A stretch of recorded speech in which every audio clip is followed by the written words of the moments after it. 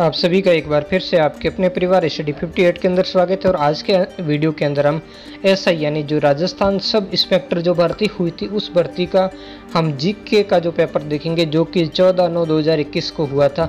और बाकी के जो पेपर्स हुए थे उनका भी सॉल्यूशन मैंने अपलोड कर दिया है, तो प्लेलिस्ट में आप जाकर के ओल्ड पेपर सॉल्यूशन नाम से एक प्लेलिस्ट बनी है, उसमें जाकर के सबको देख लीजिए। और जो भी मैं ये क्वेश्चन बताऊंगा वो आरपीसी की ऑफिशियल की है, उसके आधार पर आपको बताऊंगा। और अभी आपके लिए फटाफट मैं समझाने का प्रयास करूं, जो बाद में अगर विस्तार रूप से आपको समझना होगा हर क्वेश्चन को तो आप मुझे कमेंट करोगे, तो उसके लिए मैं आपके लिए अलग से वीडियो बनाकर अपलोड कर दूंगा। अब हो सकता है इन प्रश्नों में कुछ गलती हो, अगर आपको लगता है कि प्रश्नों में कुछ गलती है तो आप उसका ऑब्जेक्शन भी लगा सकते हो। यानी ये अभी फाइनल की नहीं है, ये प्रोविजनल की है, तो इसमें कुछ त्रुटियां आरपीसी जानबूझकर भी रख सकती है ताकि उसको क्या हो, पैसे मिलते रहें कैंडिडेट से। वो इसके फिर क्या वसूल करेगा, ऑब्जेक्शन लगाएगा, उसके पैसे उसको मिलेंगे, इसलिए हो सकता है वो इसमें कुछ गड़बड़ी भी रखी हो।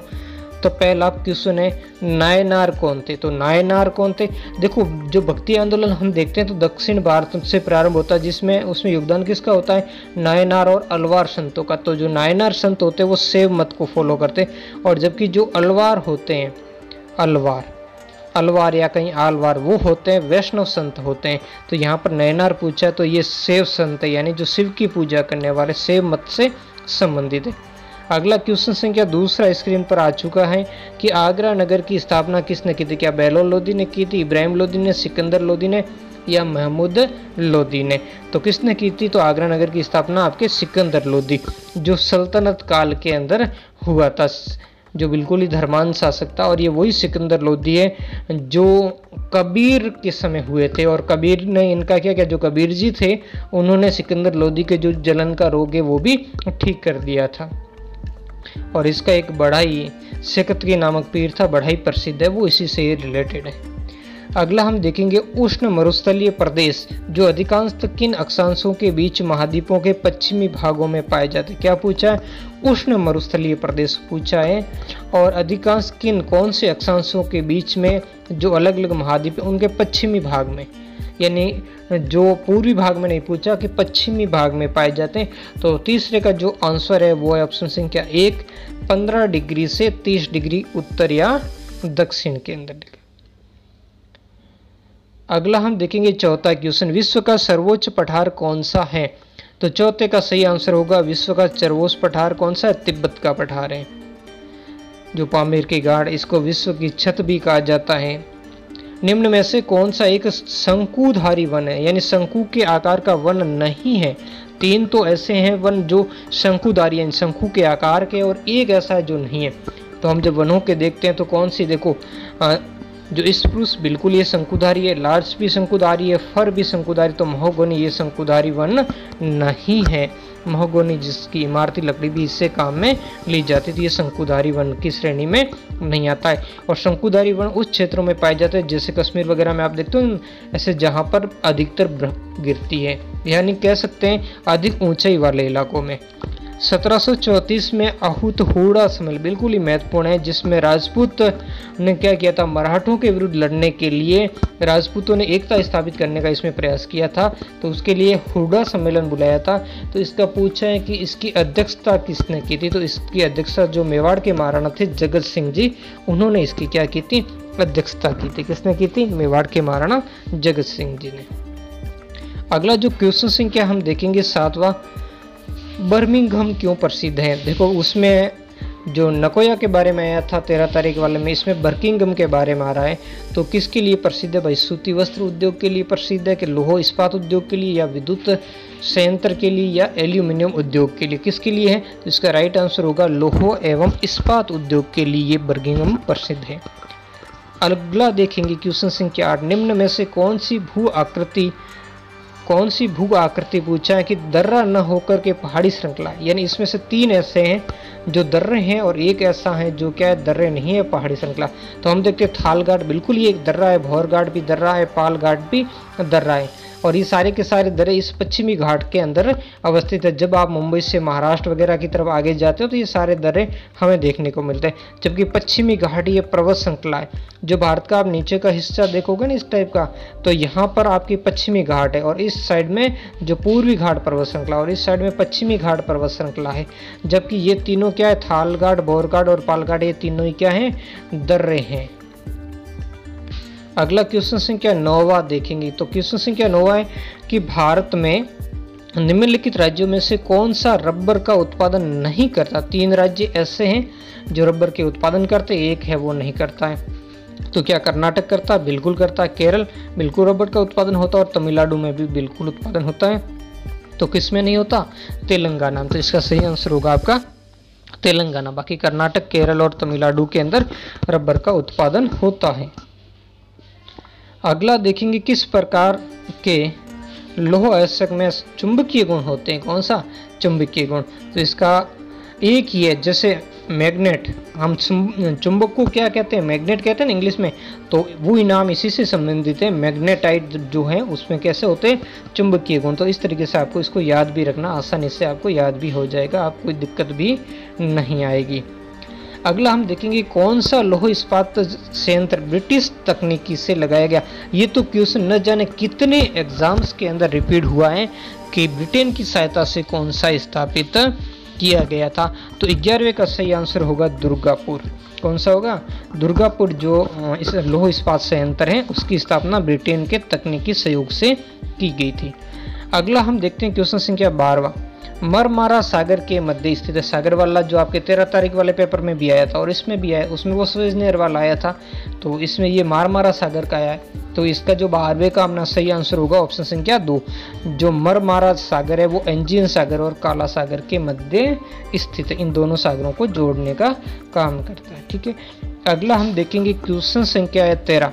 मुकुंदरा की पहाड़ियाँ स्थित है। ये भी रिपीट क्वेश्चन है, पहले खूब पूछा जा चुका है कि मुकुंदरा की पहाड़ियाँ कहाँ पर हैं।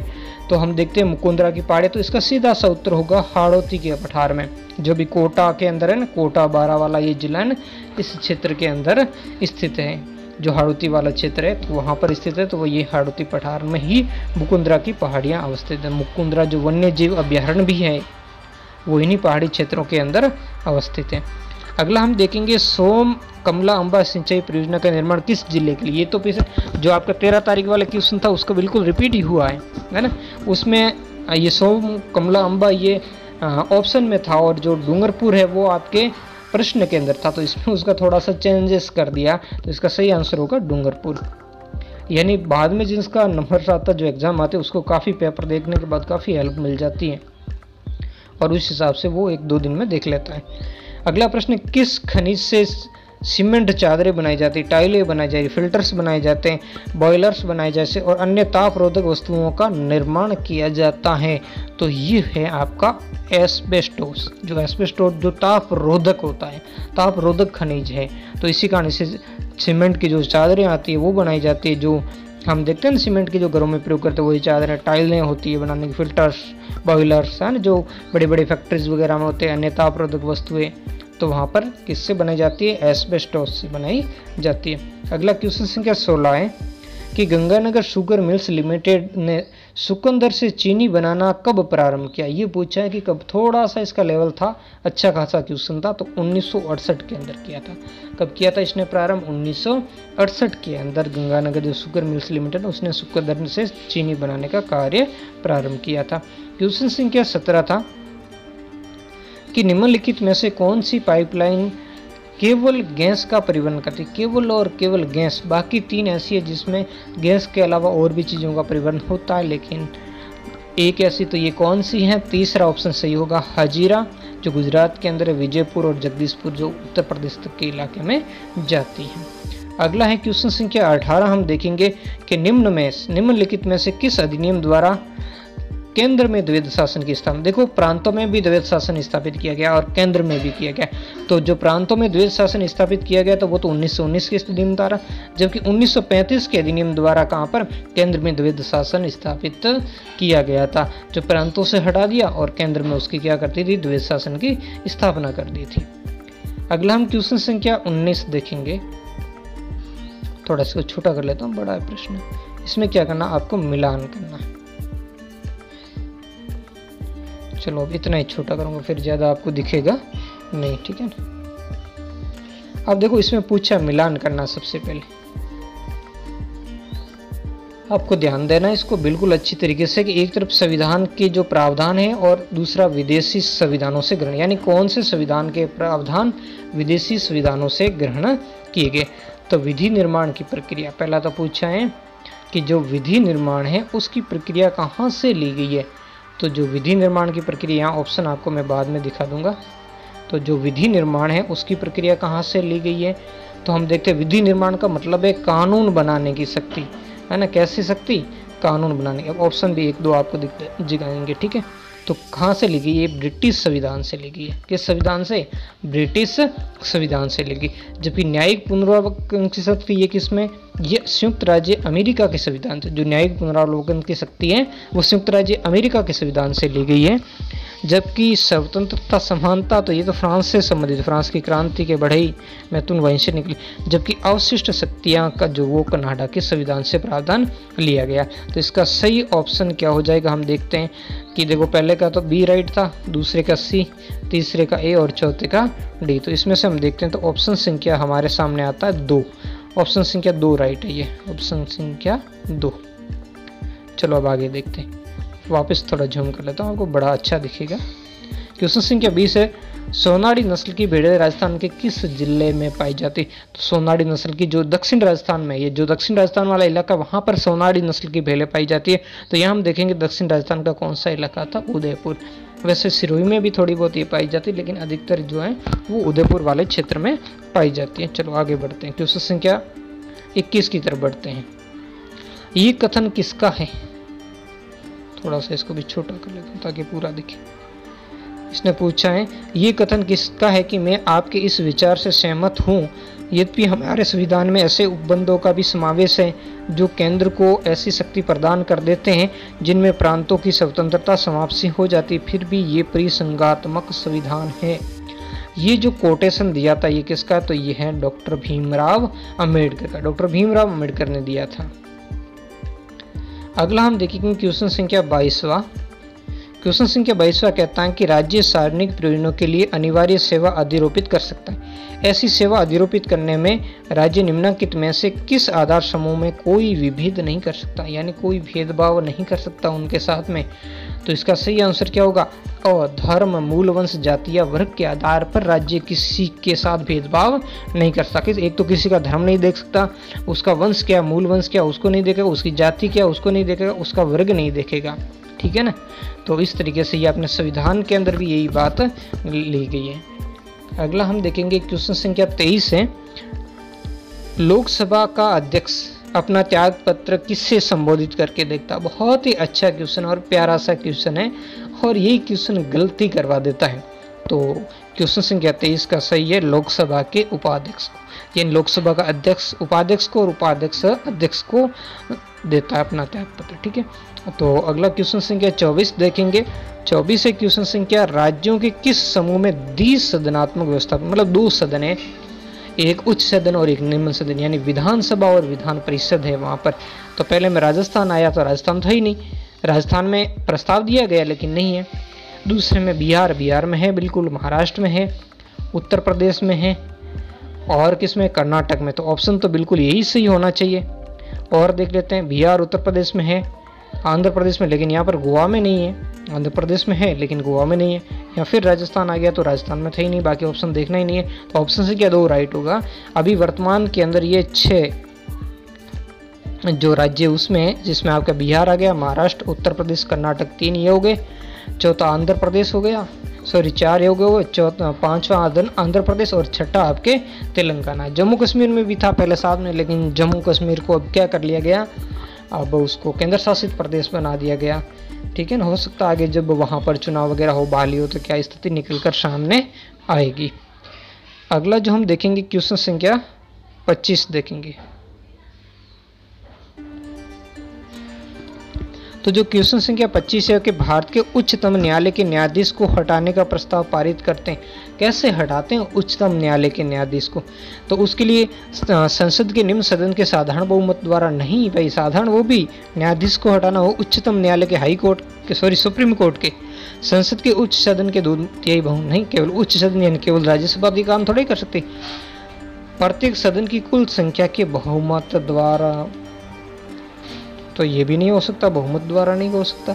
चौथा हम देखेंगे प्रत्येक सदन की कुल सदस्य संख्या के बहुमत द्वारा, बिल्कुल प्रत्येक सदन मतलब लोकसभा और राज्यसभा की सदन की संख्या का बहुमत, और साथ में उस सदन में उपस्थित और मत देने वाले लोग कितने होने चाहिए? 2/3 बहुमत से होना चाहिए। तो ऑप्शन संख्या हमारा इसमें 4 राइट होगा। कौन सा होगा ऑप्शन हमारा? 4 राइट होगा इसमें। तो आप इस तरीके से आपको ध्यान रखना है। बहुत ही अच्छा क्वेश्चन, लेकिन इसका सटीक आंसर था। थोड़ा और छोटा कर लेते हैं, फिर और छोटा हो जाएगा, इससे ज़्यादा हम इसको घुमा कर देख लेंगे। चलो, राजस्थान पंचायती राज उपबंधों का अनुसूचित क्षेत्रों में लागू होने के संबंध में रूपांतरण नियम 2011 के अंतर्गत निम्नलिखित में से कौन सी परिस्थिति में ग्राम सभा की विशेष बैठक बुलाई जा सकती है? किसकी? ग्राम सभा की विशेष बैठक बुलाई जा सकती है। तो ग्राम सभा के कुल सदस्यों में से कम 5% या 25 सदस्यों में से जो भी अधिक हो द्वारा सचिव को दी गई सूचना के आधार पर। यहाँ सचिव कौन होता है? जो ग्राम सेवक होता है, जिसे अभी वर्तमान में ग्राम विकास अधिकारी के नाम से जानते हैं। तो इसका सही तो ऑप्शन संख्या 1 होगा कि ग्राम सभा के कुल सदस्यों में से कम 5%। या देखो 2 कंडीशन है, कम से कम, इसको छोटा बड़ा कर देता हूँ मैं, इसका ऑप्शन 1 ही सही है, इसलिए हम दूसरे ऑप्शन नहीं देखेंगे। तो ग्राम सभा के कुल सदस्यों में कम से कम कितने होने चाहिए? 5%। या 5% सदस्य नहीं हो तो 25 सदस्य मिलकर, अगर ग्राम सभा के 25 सदस्य मिलकर अगर कह देंगे कि हम ग्राम सभा की बैठक बुलाना चाहते हैं, और ऐसी वो लिखित सूचना किसको देंगे? वो किसको देंगे? सचिव को देंगे। तो उसको सचिव के आधार पर सचिव इसकी बैठक बुलाएगा। अगला हम देखेंगे 27वां क्वेश्चन कि राजस्थान में किस मुख्यमंत्री की काम चलाऊ सरकार यानी केयर टेकर गवर्नमेंट के विरुद्ध विधानसभा में अविश्वास प्रस्ताव लाया गया? कैसा प्रस्ताव लाया गया था? अविश्वास प्रस्ताव। यहाँ पर 27 का आपका आंसर होगा टीकाराम पालीवाल। टीकाराम जी का जो टीका तो लगाया था, इनका मुख्यमंत्री बनाया था, लेकिन इनको ज़्यादा समय तक इनका टीका नहीं रहा था। तो यहाँ ध्यान रखना, काम चलाऊ सरकार का मतलब यहाँ केयर टेकर से टीकाराम याद रखना, care taker government Tikaram Paliwal की थी। अगला जो क्वेश्चन संख्या 28 देखेंगे, राज्य के मुख्य सूचना आयुक्त की नियुक्ति किसके द्वारा की जाती है? राज्य के जो मुख्य सूचना आयुक्त है उनकी। अब पता है हमको कि 28वां क्वेश्चन क्या कह रहा है कि राज्य नाम आया तो इसकी राज्यपाल करता है, ये मुख्यमंत्री, राष्ट्रपति, प्रधानमंत्री ये नहीं करते, ठीक है ना। अगला केस है विशाखा बनाम। कई बार ये प्रश्न आया, विशाखा बनाम राजस्थान सरकार प्रकरण में भारत के उच्चतम न्यायालय द्वारा जारी की गई विशाखा गाइडलाइन का संबंध किससे है? तो महिला घरेलू हिंसा को रोकने से संबंधित है। अगला है भारत के नियंत्रण एवं महालेखा परीक्षक का कार्यकाल कितने वर्ष का होता है? भारत के नियंत्रण एवं महालेखा परीक्षक का कार्यकाल आपके 6 वर्ष का होता है। अगला हम देखेंगे क्वेश्चन संख्या 31, यदि उपराष्ट्रपति का पद रिक्त यानी खाली है तो भारत का राष्ट्रपति निम्नलिखित में से किसे संबोधित करते हुए अपना त्यागपत्र यानी इस्तीफा दे सकता है? तो वो किसको संबोधित करेगा? अब देखो यहाँ पर ये ध्यान का, पद खाली है, भले ही खाली है, लेकिन उसको इस्तीफा तो किसको देना होगा? उपराष्ट्रपति को ही देना होगा, ठीक है ना। मतलब संबोधित तो वो उपराष्ट्रपति को ही करेगा। आरपीसी ने यही सही माना है, बाकी अलग हो तो आप कमेंट करके बता दीजिए, लेकिन आरपीसी ने इसका सही आंसर यही ऑप्शन संख्या 3 उपराष्ट्रपति को ही माना। देखो ध्यान देना, आपके पेपर अलग हो सकता है ये, तो आपको जो की कैसे मिलाओगे, जो आरपीसी ने जो मॉडल प्रश्न पत्र जारी किया उसको आप डाउनलोड करो और उसके आधार पर अपना प्रश्न देखो और उसमें कौन सा ऑप्शन सही है वो उसमें टिक करो, क्योंकि उसमें ऑप्शन भी अलग अलग हो सकते हैं और प्रश्नों का क्रमांक भी अलग हो सकता है। क्वेश्चन संख्या अब है 32, राजस्थान लोक सेवा गारंटी डिलीवरी अधिनियम के संबंध में क्या सही नहीं है? मतलब 3 तो सही है और चौथा क्या है? गलत है। तो कौन से वो 3 सही है और कौन सा चौथा गलत? प्रारंभ में अधिनियम में 15 विभागों की 108 सेवाओं को शामिल किया, बिल्कुल सही है, ये इसका ऑप्शन बिल्कुल ही सही है। अगला दूसरा है सरकार ने सेवाएं प्रदान नहीं करने और उसमें देरी करने में जुर्माने का भी प्रावधान, ये भी सही है। अगर सरकार ने सेवाएं प्रदान नहीं की और उसमें या फिर सेवा की परंतु उसको लेट किया तो उसमें क्या होगा, जुर्माना लगेगा। और नियत समय सीमा की गणना करते समय अवकाशों को उसमें शामिल नहीं किया जाएगा, तो इसका सही आंसर होगा 4। अगला हम क्वेश्चन संख्या 33 देखेंगे। क्वेश्चन संख्या 33 क्या कह रहा है, इसको थोड़ा छोटा कर लेते हैं, चलो इतना ही रखेंगे। 33 कह रहा है कि निम्न में से कौन सी राज्यपाल के पद के लिए शर्तें, तो आपको ध्यानपूर्वक पढ़ना है। तो कौन सी शर्तें राज्यपाल के लिए, वो भारत का नागरिक होगा, बिल्कुल सही है, उसको भारत का नागरिक होना ही चाहिए। अगला, वो संसद के किसी सदन का या किसी राज्य के विधानमंडल के किसी सदन का सदस्य नहीं होगा। अब यहाँ पर आपको थोड़ा सा इसको अच्छे तरीके से प्रश्न को और रीड करना है और पूछा है कि कौन सी जो राज्यपाल पद के लिए शर्तें हैं, ठीक है। तो इस शर्तों के अंदर तो वह सदन के किसी सदन का, यानी यहाँ नहीं पूछा, इसमें पूछा कौन सी शर्तें हैं और सही विकल्प देना है। तो वह सदन के किसी सदन या किसी राज्य के विधानमंडल के किसी सदन का सदस्य नहीं होगा, ये भी सही है। वह अन्य कोई लाभ का पद धारण नहीं करेगा, ये भी सही है। और वह 35 वर्ष की आयु पूरी कर चुका है। अब देखो यहाँ पर आपको ध्यान ये रखना है कि जैसे लोकसभा के सदस्य 25 वर्ष की उम्र होती है, राज्यसभा के सदस्य के लिए 30 वर्ष की उम्र, और जबकि राज्यपाल वगैरह ये राष्ट्रपति वगैरह होते हैं तो उनके लिए 35 वर्ष की उम्र है। तो इस तरफ से तो ये ऑप्शन चारों ही सही लगते हैं मुझे जहाँ तक, लेकिन आरपीसी ने इसका सही माना ऑप्शन संख्या 2 माना है, केवल 2 और 3 ही सही उसने माने कि राज्यपाल पद के लिए शर्तें क्या चाहिए, वो संसद के किसी सदन या किसी राज्य के विधानमंडल के किसी सदन का सदस्य नहीं होगा और वह अन्य कोई लाभ का पद धारण नहीं करेगा। अब जो भी आपके पास अगर प्रूफ हो तो आप इस क्वेश्चन में ऑब्जेक्शन लगा सकते हो। मेरे हिसाब से इसका जो क्वेश्चन संख्या 33 है उसका 4 होना चाहिए। अगला हम क्वेश्चन संख्या देखेंगे 34वां। नरसिम्हन समिति किससे संबंधित है, उच्च शिक्षा सुधार से या कर संरचना में या बैंकिंग संरचना सुधार में या नियोजन क्रियान्वयन के सुधार में। तो इसका सही आंसर है बैंकिंग संरचना सुधार में। जो नरसिम्हन समिति है वो बैंकिंग संरचना के सुधार से संबंधित है। अगला क्वेश्चन संख्या 35 है।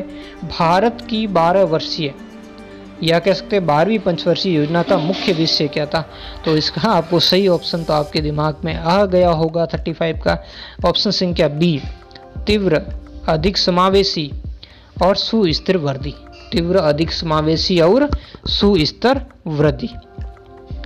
अगला जो क्वेश्चन संख्या 36 है कि सामाजिक न्याय संतुलन है। सामाजिक न्याय संतुलन किसको कहेंगे, तो इसका ऑप्शन 1 सही होगा, व्यक्तिगत अधिकार एवं सामाजिक नियंत्रण के मध्य है।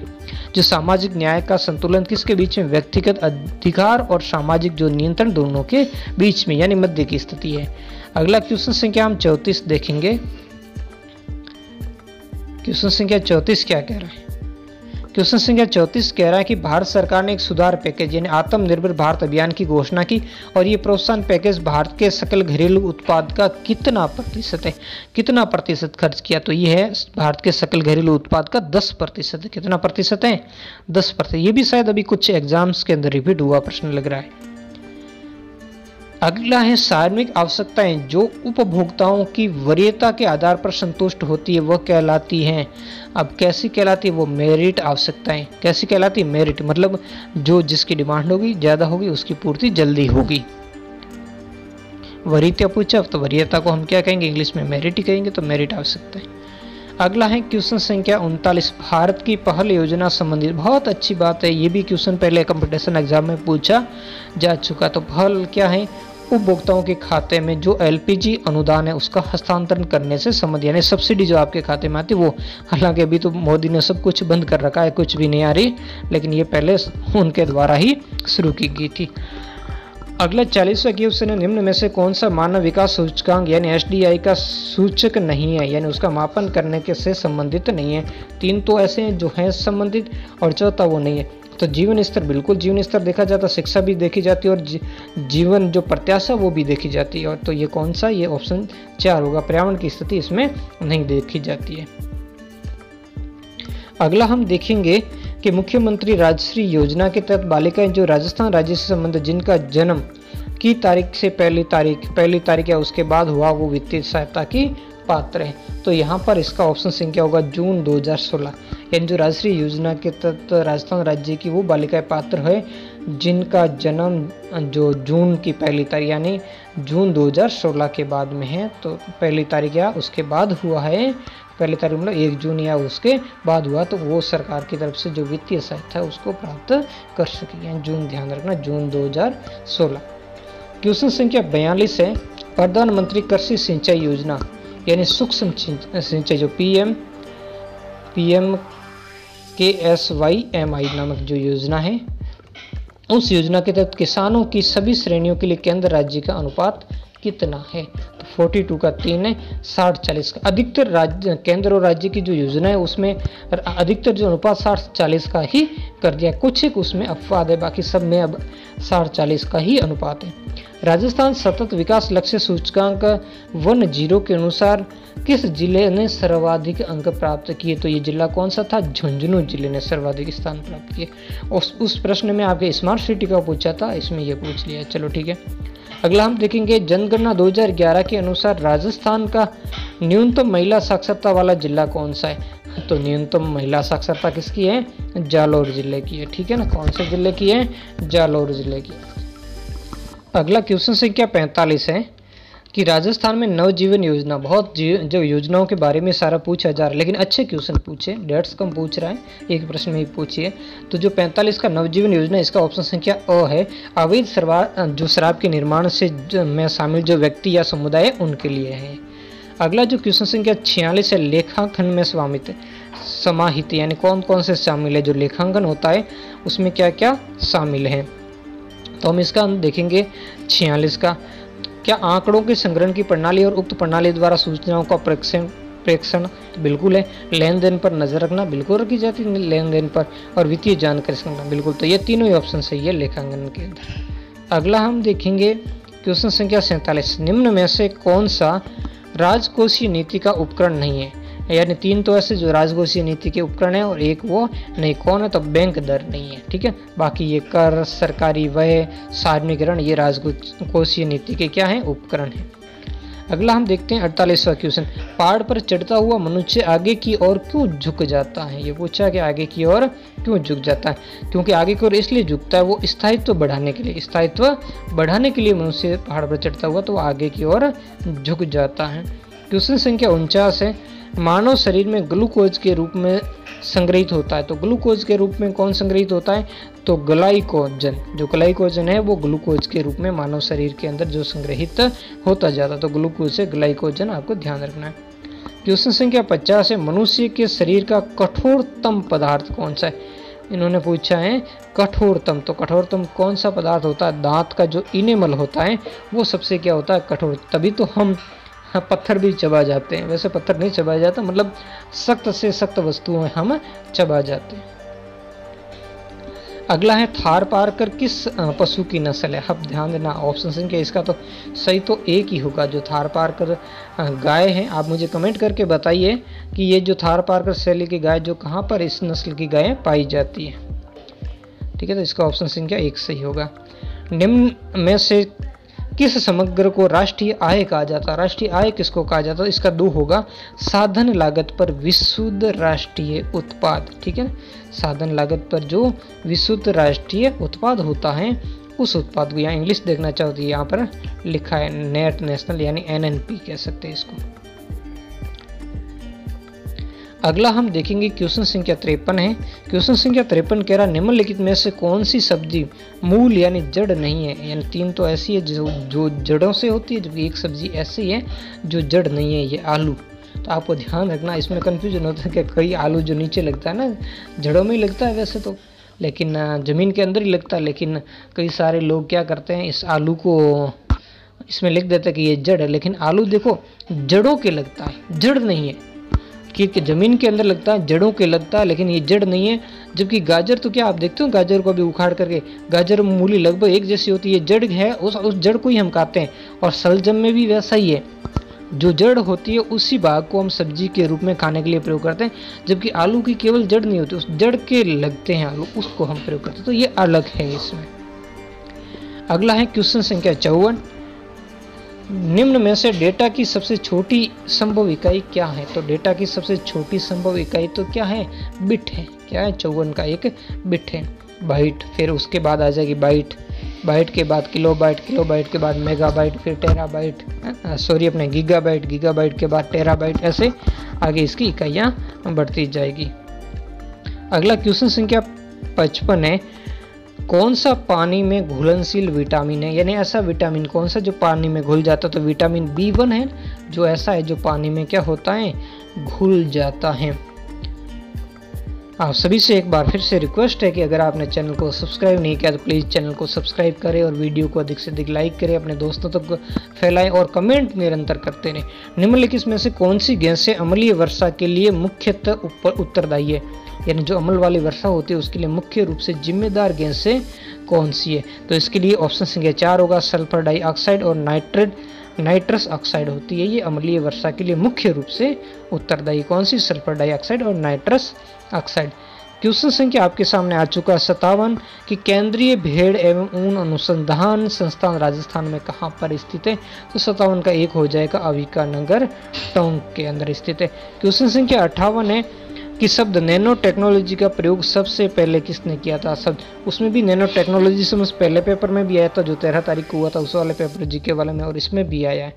तो 58 का आपका सही आंसर एक होगा, नोरियो तानीगुची। क्या नाम है? नोरियो तानीगुची। अगला हम देखेंगे CSIR का केंद्रीय इलेक्ट्रॉनिक अभियांत्रिकी अनुसंधान संस्थान, यानी जिसको शॉर्ट में हम सीरी के नाम से जानते हैं, तो वो कहाँ पर स्थित है? तो ये पिलानी में, पिलानी झुंझुनू वाले क्षेत्र में है, राजस्थान के अंदर ये वहाँ पर स्थित है। अगला 60वां क्वेश्चन है, विद्युत प्रतिरोध की इकाई क्या है? तो विद्युत प्रतिरोध की इकाई ओम होती है। क्या होती है? ओम होती है। क्वेश्चन संख्या 60 है, निम्न में से कौन सा रसायन एलर्जी क्रिया के दौरान मुक्त होता है? तो एलर्जी की जो क्रिया होती है उसके दौरान कौन सा मुक्त होता है? तो वो होता है हिस्टामिन। क्वेश्चन संख्या 62 है, भारतीय अंतरिक्ष अनुसंधान संगठन इसरो की स्थापना कब हुई थी? तो इसरो की स्थापना आप सभी जानते हो कब हुई थी, बताइए अभी कमेंट के अंदर। 15 अगस्त 1969 को, यानी आज़ादी के दिन ही इसकी स्वतंत्रता दिवस मनाया जा रहा था, उसी समय 15 अगस्त 1969 को स्थापना हुई थी। अगला आप क्वेश्चन संख्या 63 देखेंगे कि इलाके में बाढ़ से प्रभावित बहुत लोग राहत शिविरों में भोजन, पानी, आश्रय के लिए इकट्ठे हो गए। अब देखो इसके आधार पर कुछ निष्कर्ष हमें निकालने हैं, वो निष्कर्ष ठीक हो। फिर अवधारणाएं क्या होगी? बाढ़ प्रभावित लोगों को भोजन पानी उपलब्ध कराने हेतु जो राहत शिविर है, उस राहत शिविर में पर्याप्त क्या सामग्री है? तो भाई बाढ़ प्रभावित लोगों को भोजन पानी उपलब्ध करवाने के लिए पर्याप्त सामग्री है, तो इसका मतलब ही तो यही हुआ, बहुत से लोग भोजन पानी और आश्रय के लिए इकट्ठे हो गए, तो वहाँ है तभी इकट्ठे हुए।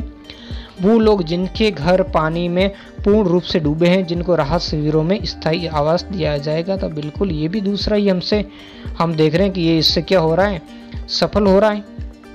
ठीक है, दूसरा भी हमें लग रहा है कि यार ये तो बिल्कुल ये भी सही है। तो ये दो तो हमारे क्या हो गए? ऑप्शन सही हो गया। तीसरा देखेंगे, अभी बाढ़ से प्रभावित बहुत सारे लोग ऐसे हैं जो राहत शिविरों में नहीं पहुंच सके। तो नहीं वाली बात तो यहाँ पर हो ही नहीं रही, तो यहाँ पर वो इकट्ठे हो गए उनकी तो बात हो रही है, तो इसलिए ये तीसरा गलत हो जाएगा। 1 और 2 सही होंगे, तो जिस ऑप्शन में 1 और 2 है वो सही है हमारे। तो ऑप्शन संख्या 2 में है, केवल 1 और 2 में अंतर्निहित है। क्वेश्चन संख्या 64 है। 64 के अंदर क्या है? पत्तियों का रंग हरा है, क्लोरोफिल पत्तों में मौजूद एक हरा वर्णक है। तो देखो क्लोरोफिल, पत्तियों का रंग हरा क्यों है? क्योंकि उसमें क्लोरोफिल मौजूद है, नमक हरा वर्णक मौजूद है, इसलिए वो क्या है? पत्तियां हरी है। मतलब क्या हो गया? ये जो कारण है वो इस कथन की व्याख्या सही ढंग से कर रहा है, तो इसलिए ऑप्शन ए सही होगा, 1 सही होगा। क्वेश्चन संख्या 65 है। फुकुशिमा दाइची जो जापान के न्यूक्लियर तार, यानी जो वहाँ का क्या है, जो परमाणु रिएक्टर है, उस त्रासदी में प्राथमिक रूप से निकले रेडियो एक्टिव न्यूक्लाइड क्या थे? कौन से न्यूक्लाइड वहाँ से निकले थे? तो जो क्वेश्चन संख्या 65 है उसका सही ऑप्शन होगा 4, आयोडीन 131 एवं सीजियम 137। आयोडीन 131 और जो सीजियम 137 है वो उससे रेडियो एक्टिव पदार्थ निकले थे। अगला क्वेश्चन संख्या 66 है कि अगला देखो, अभी गणित के सवाल शुरू हो रहे हैं। इनके मैं केवल ऑप्शन आपको बता दूंगा जो सही क्या है। अगर आपको इनके बारे में समझना हो तो कमेंट करके बताइए, मैं इनके लिए अलग से वीडियो बना दूंगा। तो नीचे दी गई संख्या में प्रश्नवाचक जगह कौन सा आएगा, खाली जगह की जगह। तो इसके लिए इसमें जो क्वेश्चन संख्या 66 है इसका ऑप्शन संख्या 1 यानी 48 आएगा। और अगला हम देखेंगे क्वेश्चन संख्या 67, एक निश्चित कूढ़ भाषा में 134 का अर्थ अच्छी और स्वादिष्ट, और जबकि 448 का अर्थ है अच्छी तस्वीरें देखी, 329 का अर्थ है तस्वीरें फीकी है। तो इसके लिए देखे के लिए कौन सा शब्द आया, तो आप देखिए देखे किसमें, दूसरे वाले में आया है। तो दूसरे वाले में आपको ऐसा अंक देखना है जो इनमें नहीं है, पहले और तीसरे में नहीं है। तो हमें देखना कि वो कौन सा अंक है जो इनमें से नहीं है। अब देखो यहाँ पर दोनों में अच्छी के लिए शब्द आए, मतलब 4 दोनों में, तो 4 काट दो, फिर 7 इन दोनों में 7 काट दो। तो इसके लिए कौन सा होगा 67 का, ऑप्शन संख्या 8 होगा। ठीक है ना। अगला, एक ही परिवार के सदस्य, एक ही परिवार के 6 सदस्य A B C D E और एफ एक साथ यात्रा कर रहे हैं। तो बी सी का पुत्र और, लेकिन ये सारा आप पढ़ लेना, मैं ज़्यादा पढ़ूंगा, समय ज़्यादा लगेगा। तो इसके लिए जो 68 है क्वेश्चन संख्या, उसका ऑप्शन संख्या 3 सही होगा, 4। यानी परिवार में कितने पुरुष सदस्य आपको पूछा, तो आप गिन भी सकते हो। यहाँ पर लिखा हुआ है कि ये सब यात्रा करें, बी है वो सी का पुत्र है, तो ये एक तो ये बी हो गया पुरुष। और लभी ये पूछा इसने कि जो सी है वो बी की माता नहीं है ना, तो माता नहीं तो इसका क्या होगा, बाप होगा। तो ये दोनों दो ये हो गए। और पीछे ए और सी विवाहित दंपति है, तो ए इसकी ये पुरुष हुआ, ये महिला हो गई, तो मतलब 2 वहाँ हो गए। फिर ई है वो सी का भाई है ना, ई है वो सी का क्या भाई, सी भी क्या पुरुष है, तो ई भी इसका भाई है, तो मतलब पुरुष हो गया, 3 यहाँ पर हो गए। फिर लिखा है डी ए की पुत्री है, तो ये तो दोनों, ये तो उसकी पत्नी, दोनों लड़कियाँ हैं। जबकि एफ है वो बी का भाई, अब बी भले कोई भी हो ना, लड़की हो या लड़का, लेकिन एफ क्या है, ये तो पुरुष है ना, तो इस तरीके से 4 हो गए। अब दी गई आकृति में कितने त्रिभुज है, तो इसका जो 69 का सही ऑप्शन होगा वो 16 होगा। ठीक है ना। तो आपको हमेशा इसको गिनना है। जैसे आपको देखो ये एक विकर्ण है, तो एक विकर्ण के इधर वाला एक इधर वाला 2 हो जाएंगे। फिर ऐसे विकर्ण है तो इधर वाला ये 4 यही हो गए। तो इस तरीके से बाकी भी आपको गिनने हैं। बाकी जैसे यहाँ पर हर खाने के अंदर बन रहा है 4 वो हो गए, जैसे हम इनको गिने तो 5 6 7 8 9 10 11 और 12 यही हो गए, है ना। फिर 12 के बाद में हम और भी इनमें देख सकते हैं, और वो कौन से, जैसे अब ये तो गिन लिए हमने इधर और इधर वाले। फिर कुछ ऐसी चीज़ें जैसे इन दोनों को हम मिलाएंगे तो एक बनेगा, इन दोनों को मिलाएंगे, इनको मिलाएंगे, इनको मिलाएंगे, तो इस तरीके से होकर ये 4 और बन गए, तो ये कुल 16 हो जाएंगे। अगला देखेंगे हम 17वां क्वेश्चन। तो 17वें क्वेश्चन का जो सही आंसर है वो ऑप्शन संख्या कितना है, 2 है, 22,400। ठीक है। अब फिर 71वां है, तो 71वें का जो ऑप्शन संख्या है वो 3 राइट है, यानी 96,000। वो शहर की जनसंख्या पूछी है कि भाई 3 लाख थी, इसमें 1,80,000 पुरुष है, जो कुल जनसंख्या का 50% शिक्षित है। मतलब कुल कितनी, जो 3 लाख तो 1,50,000 क्या शिक्षित है। यदि 70% पुरुष शिक्षित हो तो अशिक्षित महिलाओं की संख्या यहाँ पूछिए, तो पुरुषों की संख्या आपको ज्ञात कर लो, और पुरुषों की संख्या में से इसका निकाल कर जब करोगे तो महिलाओं की संख्या आपको 96,000 आ जाएगी। ठीक है। अगला क्वेश्चन संख्या 72 है कि किसी धन पर एक निश्चित ब्याज दर 2 वर्ष का साधारण ब्याज 120 रुपये और चक्रवर्ती ब्याज 129 रुपये, तो दर ज्ञात करनी है। तो वो इसको भी जो फॉर्मूले से बिल्कुल आसानी से आप क्या कर सकते हो, इसकी दर ज्ञात कर सकते हो, क्योंकि समय वही है 2 वर्ष। अब आपको चक्रवर्ती ब्याज क्या होता है, ब्याज पर ब्याज लगता है, तो यहाँ पर इन्होंने कह दिया साधारण ब्याज 120 रुपये, और जब ये चक्रवर्ती ब्याज क्या है तो 29 रुपये, तो जो 9 रुपये जो ब्याज पर ब्याज लगा, तो इस आधार पर आप इसको सॉल्यूशन कर सकते हो। जो कि इसका सही आंसर क्या होगा, ऑप्शन संख्या 1 15% होगा। अगला हम देखेंगे 73वां, तियानगोंग क्या है। तियानगोंग क्या है, तो इसका ऑप्शन संख्या 2, ये चीन का अंतरिक्ष स्टेशन, तियानगोंग चीन का क्या है, अंतरिक्ष स्टेशन है। अगला क्वेश्चन देखेंगे 74 जो ये भिन्न दी गई ये किसके बराबर, तो इसका सही आंसर होगा ऑप्शन संख्या 3 होगा। सॉरी, अपने 3 नहीं होगा यहाँ पर, ऑप्शन संख्या इसका 2 होगा, 2/n। कितना होगा 74 का, 2/n होगा। क्वेश्चन संख्या 75 है, भारत के 24वें मुख्य चुनाव आयुक्त कौन है। ऊपर भी चुनाव आयुक्त के बारे में क्वेश्चन आया था, तो कौन है इसका 75 का 3, सुशील चंद्रा, वर्तमान में यही है। अगला 75वां देखेंगे, इंडिया एनर्जी आउटलुक रिपोर्ट 2021 को, ये करंट के सवाल है, जारी किया गया। इंडिया एनर्जी आउटलुक रिपोर्ट 2021 किसने जारी किया, तो ये है अंतर्राष्ट्रीय ऊर्जा एजेंसी द्वारा जारी किया गया था। क्वेश्चन संख्या 77 है, बहुचर्चित कृषि विधेयक 2020 भारतीय संसद में किसने पेश किया। अभी एसएम वाले में उनके नाम आए थे, तीनों के नाम दिए, इसमें से कौन सा नहीं है, तो ये किसने, नरेंद्र सिंह तोमर, कृषि मंत्री थे नरेंद्र सिंह तोमर, उन्होंने प्रस्तुत किया था। अगला क्वेश्चन संख्या 78 है, निम्न में से कौन सी राष्ट्रीय शिक्षा नीति 2020 का मसौदा समिति के अध्यक्ष थे, तो इसके अध्यक्ष कौन से, राष्ट्रीय शिक्षा नीति जो थी इसके अध्यक्ष कौन थे, तो के कस्तूरी रंगन थे। कौन थे, के कस्तूरी रंगन की अध्यक्षता में ये समिति बनाई गई थी। अगला जो क्वेश्चन संख्या है वो देखेंगे हम 79 कि मीराबाई चानू किस भारतीय राज्य से हैं, तो मीराबाई चानू कौन से भारतीय राज्य से, ये मणिपुर से संबंधित है। अगला जो क्वेश्चन है, मार्च 2021 में बंद किया गया तालचर थर्मल पावर प्लांट कहाँ पर स्थित है, तालचर, तो तालचर कहाँ पर है, उड़ीसा में, ओडिशा, जिसका भी नाम बदलकर ओडिशा हो गया, ठीक है, ओडिशा के अंदर अवस्थित है। क्वेश्चन संख्या 81 देखेंगे, अल अक्सा मस्जिद कहाँ पर, ये जो अभी टकराव हुआ था फिलिस्तीनियों और इजराइलों के बीच में, तो ये मस्जिद चर्चा में रही थी, तो ये कहाँ पर है, ये जेरूसलम में के अंतर स्थित है। 81 का 2 सही होगा। अगला है, मारवाड़ क्षेत्रीय जनजाति विकास बोर्ड का जो मुख्यालय है वो कहाँ पर प्रस्तावित किया गया, तो ये जो 82 का ऑप्शन संख्या आपके होगा जोधपुर के अंदर। अगला क्वेश्चन संख्या है, राजस्थान में मुख्यमंत्री कोरोना बाल कल्याण योजना के बारे में पढ़िए। क्या सही है कि योजना के तहत कोरोना के कारण अनाथ हुए बच्चों को 1 लाख रुपए की क्या की जाएगी, तत्काल सहायता के रूप में दिए जाएंगे।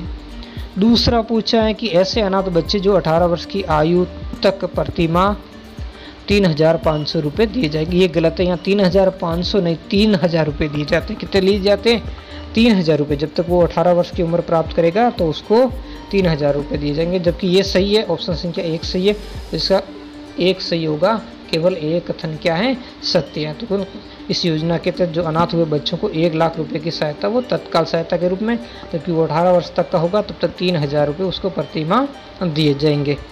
अगला है क्वेश्चन संख्या 84, मुख्यमंत्री चिरंजीवी जो स्वास्थ्य बीमा योजना है राजस्थान में कब प्रारंभ की गई थी, तो ये कब प्रारंभ की गई थी, ये 1 मई 2021 को प्रारंभ की गई थी। कब की गई थी, 1 मई 2021।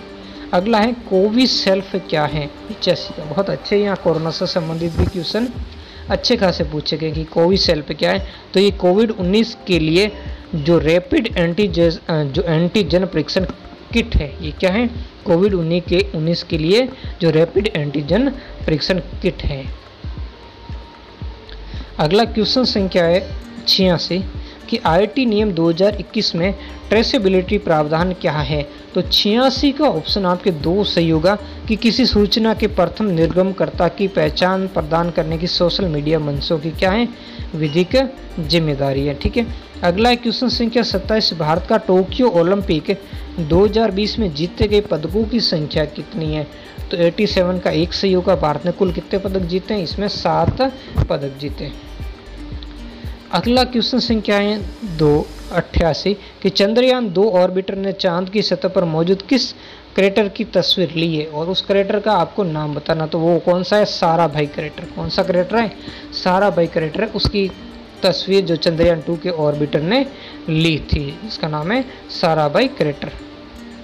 अगला 89 क्वेश्चन है, मारवाड़ से निष्कासन के बाद दुर्गादास को मेवाड़ राज्य ने क्या पद दिया था, 89 का पद है, तो वो क्या था, हाकिम का पद दिया था। रामपुर का उनको क्या बना दिया था, हाकिम बना दिया था। 90वां क्वेश्चन, अटपटी पगड़ी चित्रकला की किस शैली से संबंधित है, तो ये मेवाड़ शैली से संबंधित। जो अटपटी पगड़ी कौन सी शैली से, मेवाड़ शैली से संबंधित है। अगला जो क्वेश्चन है कि ज्योति हुई कृषि भूमि का साक्ष्य, तो ये कहाँ से मिला, ये कालीबंगा से मिला है, जो कि हनुमानगढ़ के अंदर स्थित है। मानगढ़ नरसंहार किस वर्ष हुआ था, ये तो मानगढ़ नरसंहार 1913 ईस्वी के अंतर्गत हुआ था। अगला क्वेश्चन हम देखेंगे, वेदों की ओर चलो का नारा किसने दिया था, तो स्वामी दयानंद सरस्वती ने दिया था। बड़ी ठनी किस शैली की है, तो ये है आपकी किशनगढ़, ये भी चित्रकला शैली है जिसकी किशनगढ़ चित्रकला शैली से संबंधित है। अगला 95वां क्वेश्चन है, अग्निकुंडों के साक्ष्य कहाँ से मिले हैं, तो इसका ऑप्शन सही होगा कालीबंगा से। अग्निकुंडों के साक्ष्य कहाँ से मिले, कालीबंगा से मिले। अगला राजस्थान में लोकनायक के रूप में किसे जाना जाता है, तो ये जय नारायण व्यास को जाना जाता है। और अगला क्वेश्चन संख्या 97 है, आधुनिक भारत के पिता के नाम से कौन जाना जाता है, तो आधुनिक भारत के पिता के नाम से राजा राम मोहन राय जाने जाते हैं।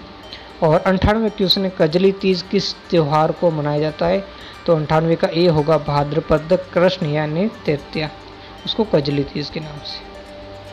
अगला है, किस दुर्ग को अबुल फजल ने बख्तरबंद दुर्ग कहा था, अबुल फजल ने कहा था बाकी तो सारे दुर्ग नंगे हैं लेकिन ये दुर्ग क्या है, बख्तरबंद है। तो किसको देखकर कहा था, रणथंभौर के दुर्ग को।